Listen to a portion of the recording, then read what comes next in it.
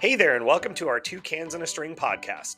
I'm your host, Samuel Courtney, and on behalf of the International Metal Decorating and Packaging Association, we're ready for another fun episode. Each and every Friday, you can join us for conversations with IMDPA leadership, industry pros, and the brilliant minds who are shaping the future of metal packaging. Today, we are speaking with Alex Fordham, Managing Director of the Metal Packager, to talk all things metal packaging and media. Excited to have him on the pod. But before we jump in with Alex, I've got another terrible joke for you. An Irishman walks into a bar in Toronto and orders a drink. The bartender, noticing his accent, asks, "What brings you to Canada?" The Irishman says, "I was in a pub in Ireland and the coaster under my glass says, 'Drink Canada dry.' So I thought I'd give it a shot." Okay, let's get into it. And now it's time for In the News. Okay, another week and more news to be had. Here's what we have in the news this week. Spam and Dr. Seuss join forces for collectible metal packaging. In a playful crossover, Hormel Foods is teaming up with Dr. Seuss for a limited edition Spam can featuring iconic Seussian artwork. The new collectible metal packaging pays homage to the whimsical world of Dr. Seuss, bringing a splash of nostalgia and storytelling to the shelf. Expect bold colors, classic characters, and a dash of marketing genius. Who knew green eggs might actually pair well with Spam? Also, aluminum demand takes a dip, says the Aluminum Association. According to the Aluminum Association's latest report, aluminum demand in the U.S. is down nearly 5% through the first half of 2025 compared to the same period last year.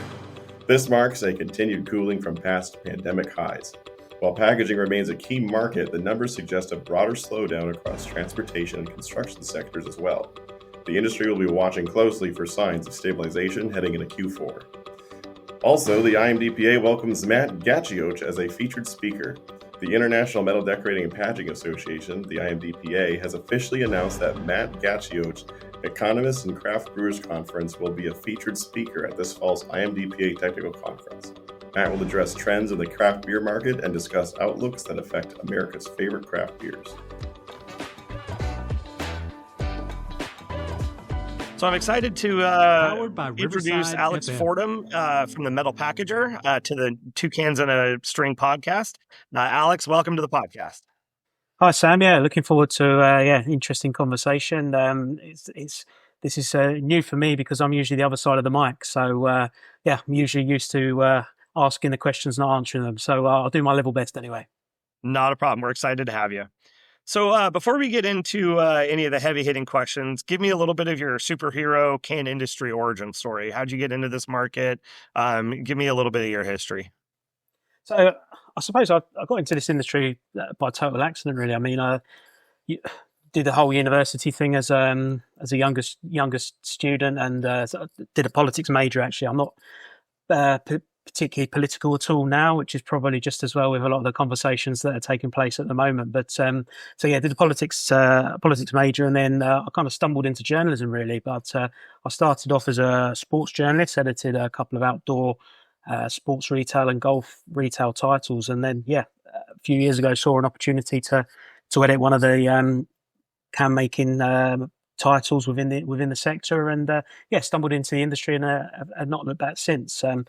And then, I did that for a few years, and then really just because of seeing the changing media landscape, the trade titles that were around, although they do a very good job, they were very traditional in their approach, so very much print mindset. I wanted to essentially have a title that would play into the changing function of how people consume media. So whether that's podcast, video content, social media, daily text alerts, email newsletters. So that's how the Metal Packager was born. And from a standing start, we have over 7,500 monthly users in over 150 countries globally. So it's been good fun, and been in the industry now for well over a decade. And it's a cliche, but I'm a firm believer that people do business through people, and the can making business is because it's a huge industry, but also very, very small. There's relatively few players. It means that everyone kind of knows each other, and very much kind of on the relationship side of things, and as well as kind of the technical element, it brings together a lot of the kind of the way the world is in terms of politics and also kind of the societal sustainability messages as well. So it's certainly an industry that continues to keep evolving, and it's been a good journey so far, and looking forward to seeing what the future holds. Well, good. Yeah, you're definitely right. It is a tight-knit community in this metal packaging. So talk to me a little bit about the Metal Packager. The Metal Packager is your website. You're laser focused on the metal packaging industry. Talk to me about the advantages and kind of some of the challenges of covering such a very niche and specific vertical in the media landscape.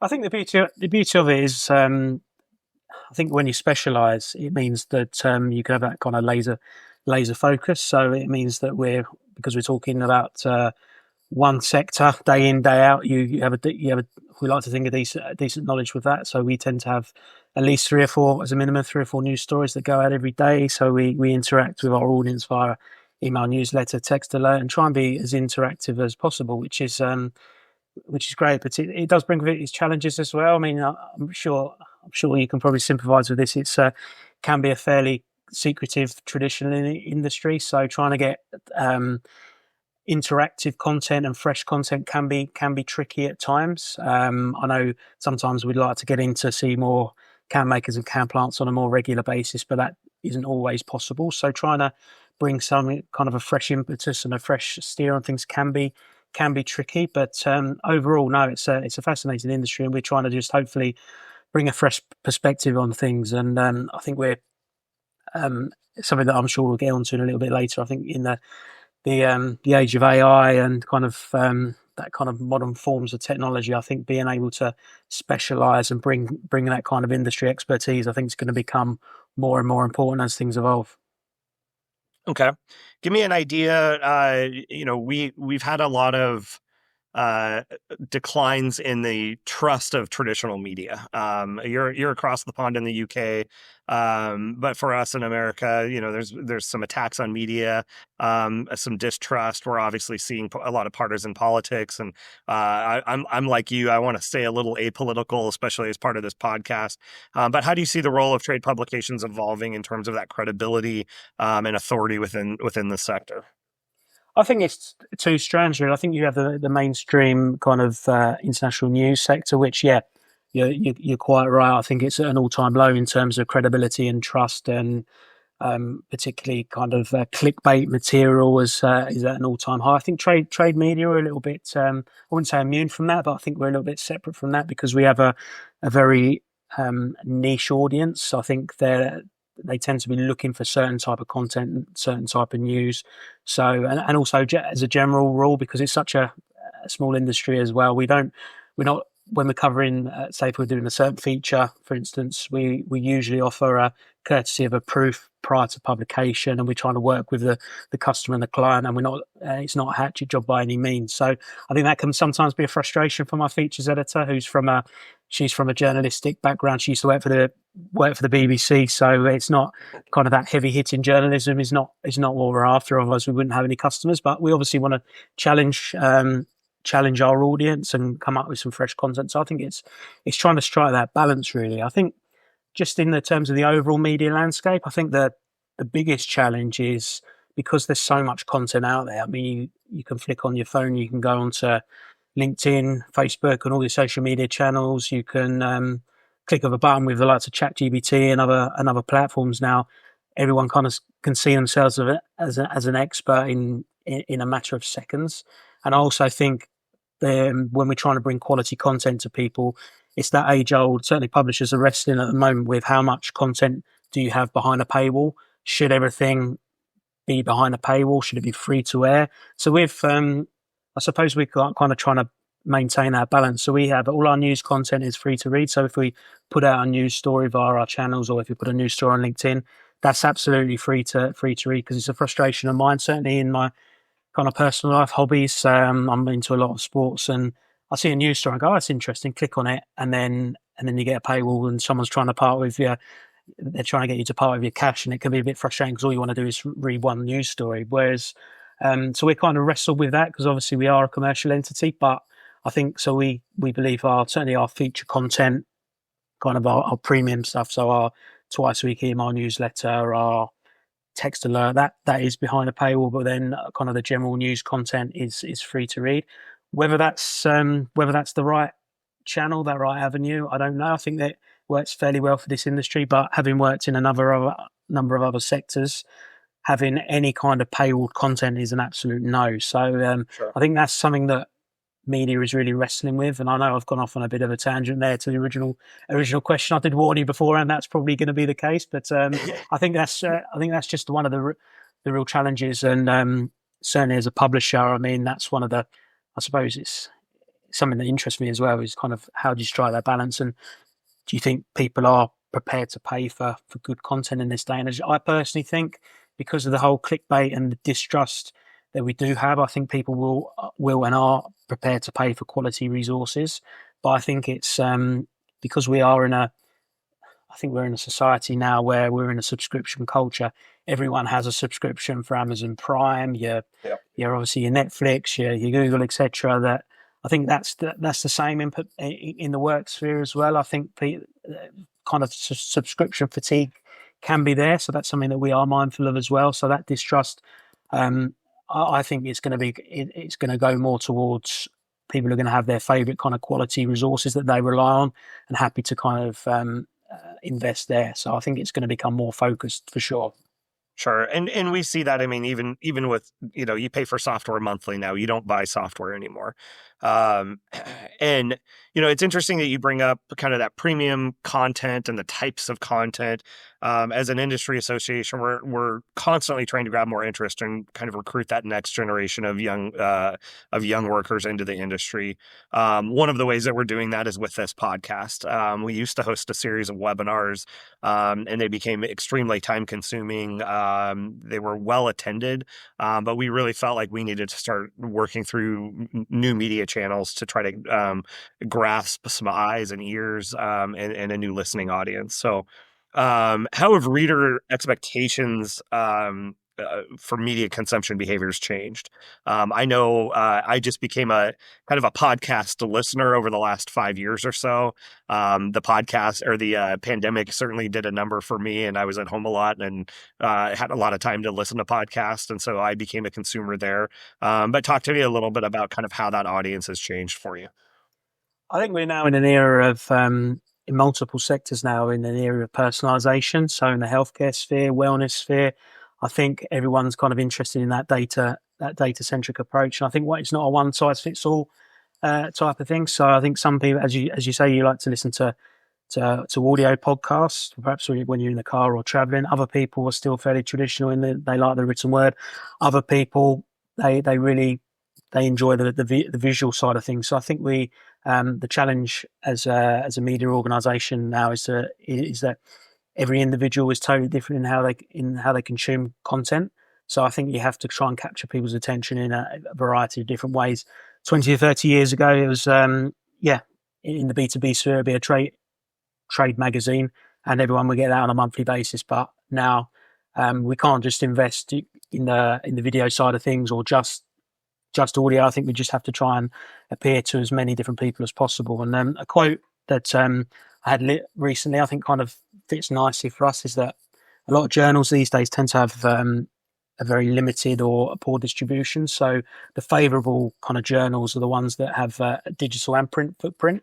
So I think that's the way that certainly at the Meds Packager we're looking to try and invest is to make sure that we're I suppose a solid all-rounder, and that if you come into us, then you have lots of different options at your disposal, really. So I think we are also seeing a shift more towards, and again, this goes back to the clickbait culture that we've seen. I think the longer form articles, I think the webinar, the technical content is becoming a lot more popular. I think they're a little bit fatigued with perhaps just having an article and then seeing one or two sentences, and perhaps that taps into kind of the distrust of media that you were talking about earlier. I think we're having to perhaps those longer form pieces, and we're experimenting with. Traditionally, we'd have the podcast where we've always said like 30 minutes would be your peak for a B2B podcast, but I think you have to realise, and your audience is fairly engaged, certainly in the metal packaging industry. There's lots of experts and lots of knowledge. So I think we have to try and challenge our audience and not kind of dumb down to them. So that's the that's kind of the trends we're seeing for sure. Videos very important, and that will continue. But I also see that quality over quantity approach now, and that's something that we've looked into certainly on social media channels. We recently got rid of our X platform because we were seeing a very limited kind of traction on that. So we're just really invested in LinkedIn and the Meta channels now, so Facebook and Instagram. Whereas before, certainly when we first started out, it was a case of we need to be on as many different platforms as physically possible. But now I think we're coming into the era of personalization and then specializing as much as possible. Sure. Yeah, it's been interesting. I'm 47, so there's a generational thing. I was talking to one of my younger employees, and she said that she's been listening to podcasts for 10 or 12 years, and I'm kind of thinking back to, did I even know there were podcasts existing 10 or 12 years ago? And then certainly younger generations are, they're interacting with X and even with TikTok a little bit more. And it's been interesting to see even some of the B2B content that's on TikTok. I'm not a huge TikTok fan, but there's definitely a generational divide in terms of what platforms everyone's on. So you mentioned kind of the content strategy and long form. We've noticed that for super technical content, long form articles and even long form videos are working well. But you've got to have those kind of short snippets to kind of grab the attention and drive eyes to the longer form content. Is that kind of what you're seeing as well? Yeah, no, absolutely. I think you do, certainly on social media, you do have to have those short snippet forms, and also the algorithms on these platforms are continually evolving. So, and that's something that, about a year, 18 months ago, we've always been really strong on social media in terms of traction, and then about 18 months ago, our traction declined, and we was like, for no real reason, we're doing the same thing, and actually quite things change really, really quickly, and what the platforms are looking for. So you never really cracked it. You have to keep experimenting, doing things differently, and I think that's just what we're trying to do. As soon as you think you've got something that a platform that or a strategy that works, things change. So I think it's that quote, isn't it? If you're not if you're standing still, you're getting worse. So I think you need to be continually looking at what the user and what the consumer is doing. I think you're right, B2B slightly different, and perhaps this industry, and that's something that we'll get onto shortly, I'm sure, in terms of getting younger people within the industry. Generally the can making industry has been the market tends to be kind of the over 50s and who and what they're looking at in terms of content. But now with newer and fresh blood in the industry, I think it's kind of a sector of two halves, really. So as a media resource, we're trying to leverage that and balance that as best we possibly can. So I mentioned that you're in the UK and across the pond. I have probably an outweighted exposure to the North America market and the domestic US market. But talk to me about trying to balance the global versus local perspectives. I've looked at your website quite a bit, and you cover stories from around the globe. But how do you balance that as a publisher?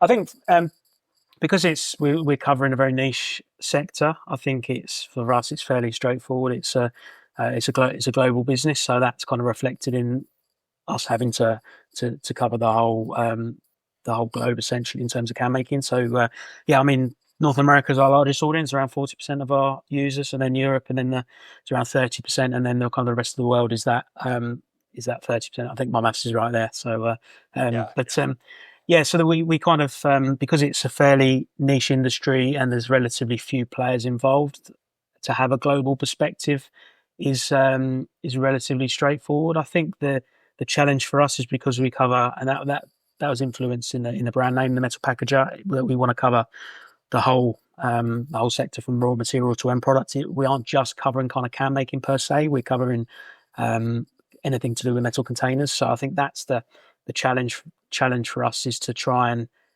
ensure that we're covering obviously the two-piece beverage can market. That tends to be the sexier kind of side of the market, because you have more product launches and more it changes more on a day-to-day basis compared to the aerosol side of things or the three-piece can market. So I think for for us, it's just trying to have an even spread of content and not just kind of concentrating on the bev can market. So that's probably a bigger challenge for us rather than kind of the local versus international flavour.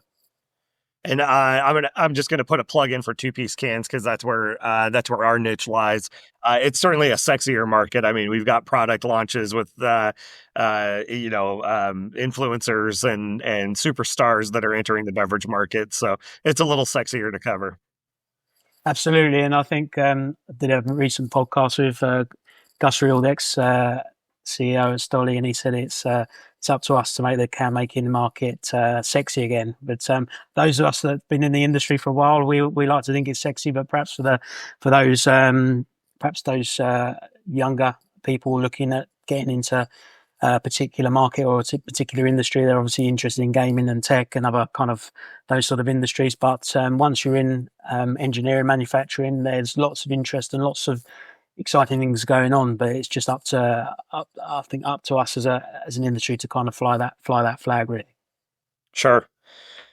So talk to me a little bit about the technology and tools. You mentioned earlier in our conversation that, pretty much overnight you can become a subject matter expert just using AI and using some research tools. As I've started this podcast, I've realized that there's tools out there to start a podcast pretty easily too. It's a little bit like, most sports. It's easy to learn, but it's a tough thing to master. So talk to me a little bit about the technologies that you're using, what tools you're using. Obviously, don't give away trade secrets, but talk to me a little bit about how you're leveraging those to further your reach. Yeah, for sure. We're certainly using AI and automation, particularly for general administrative tasks. Our editorial team are using a variety of AI programs. So, for instance, conducting an interview and getting that transcribed within seconds of that. Back in the day, I mean, I started off as a journalist, and I'd never learned shorthand, but my brother's a sports journalist, and he still has that kind of shorthand skill, and that's probably slightly sad that those sort of skills are being lost. But ultimately, something that transcribing an article that might take all day, you can have done. You can certainly have the bones of the transcribe done within 30 seconds to a minute. I think certainly transformative. So I think. It's a nice addition to have a lot of these key kind of key subjects and key forms, and particularly on a data basis, it helps us kind of keep track of what's of interest for us in terms of analytics and what articles are and what features are proving popular and what articles aren't. So I think certainly the technology is a nice addition to have. I think at the moment.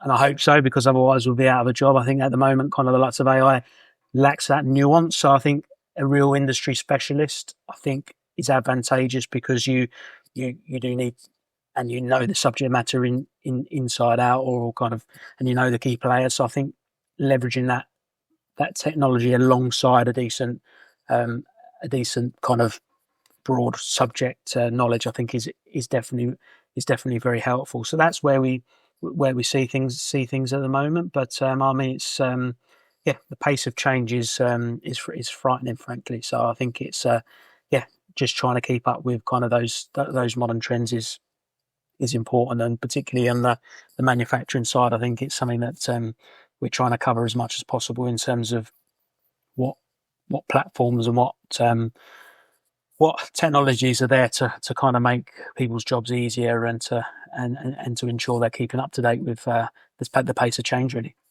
Sure. I would be remiss not to plug, in September, we have our IMDPA technical conference, and we do have a speaker this year that's going to be talking about AI and kind of the different uses of AI within the technology or within the manufacturing sector. Obviously, he's going to be more focused on automation and kind of what AI can do at the plant floor level. But he's spoken the last couple of years. His name is Alex Fordham, and he's an amazing resource on the AI side. So that technical conference is coming up at the end of September. If anyone's interested, I'll drop a link at the bottom of the podcast. I'm really looking forward. Yeah, I'm really looking forward to that. And I think at the moment we're in kind of a state of flux, particularly in the various conferences I go to.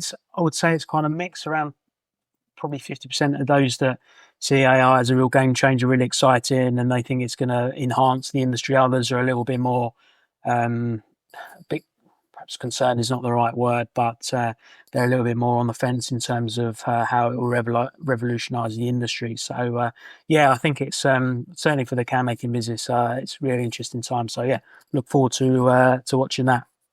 Absolutely. So I've got one more question, and then I'll let you give a plug for Metal Packager. So you see news from around the world and with different packaging companies. I have a real focus on kind of the youth movement that we need to have within the industry, because we have a generation of employees that have been around metal packaging for decades, and they're getting ready to retire and to age out. And so my focus is really on how do we get that next generation in here and excited about manufacturing, excited about metal packaging. If I was 25 and I came to you and I said, give me some words of advice, I'm just starting out in this industry, what would you tell me? I think certainly within the manufacturing sphere, I think this is twofold for me. I think certainly those kind of end of school age, college age, that's too late. We need to get those interested in manufacturing at a very early age.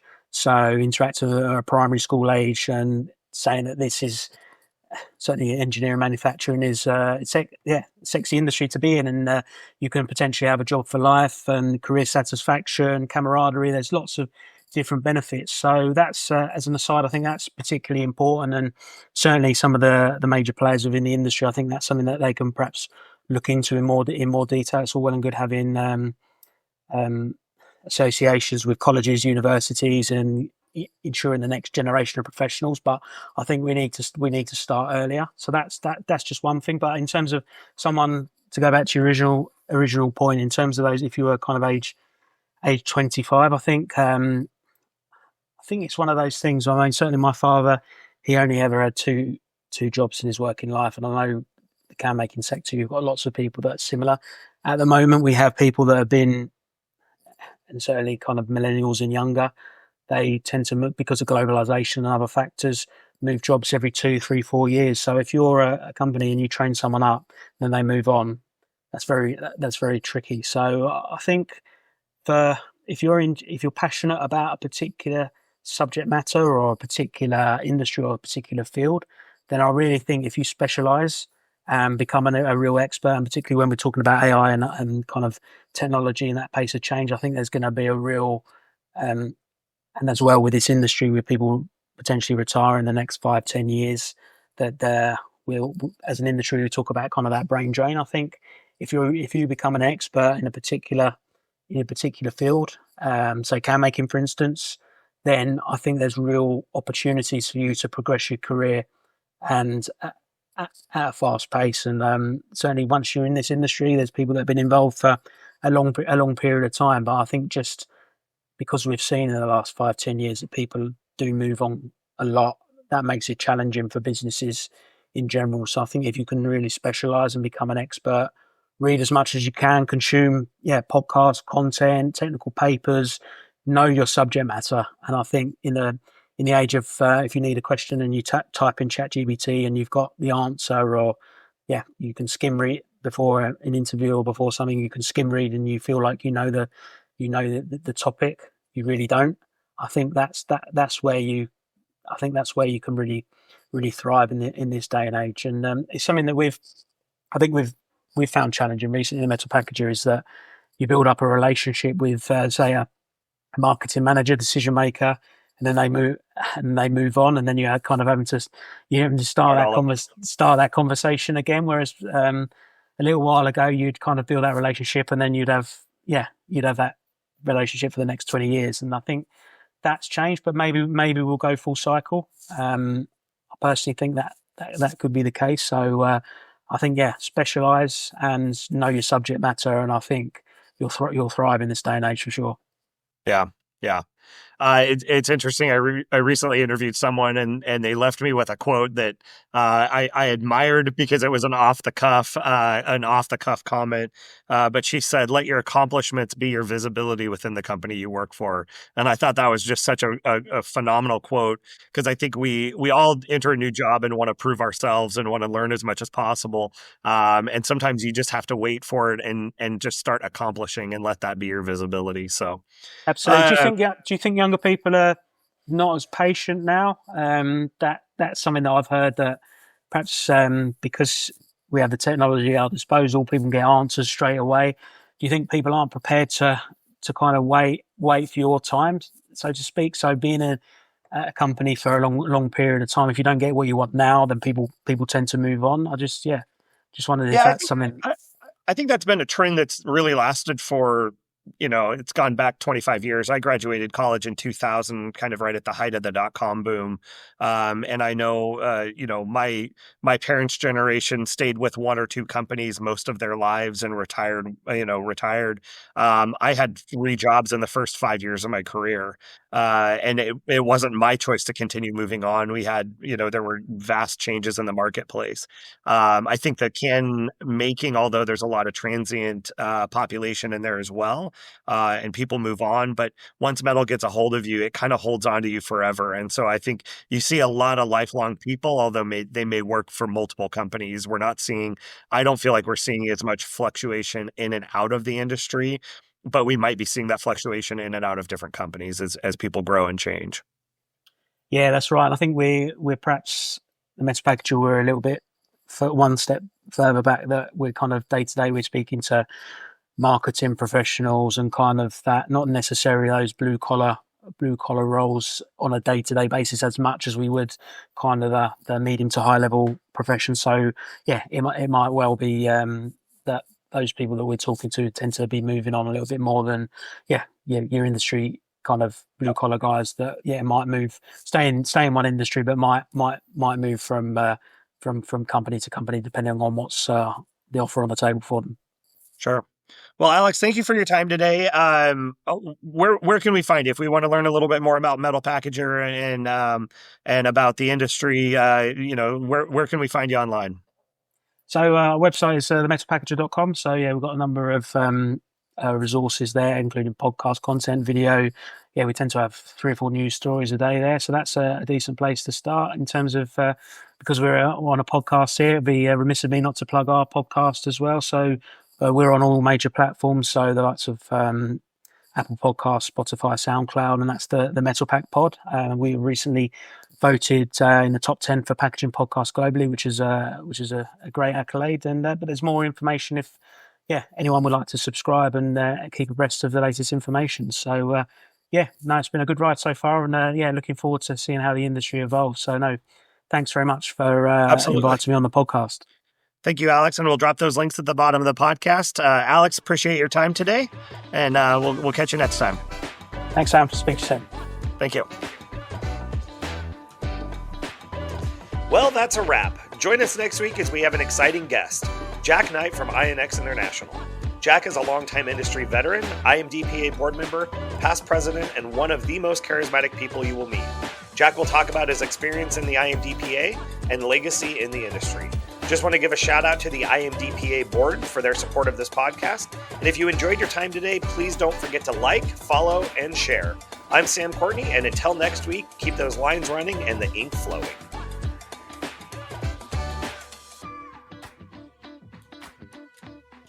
This podcast was brought to you by the International Metal Decorators and Packaging Association.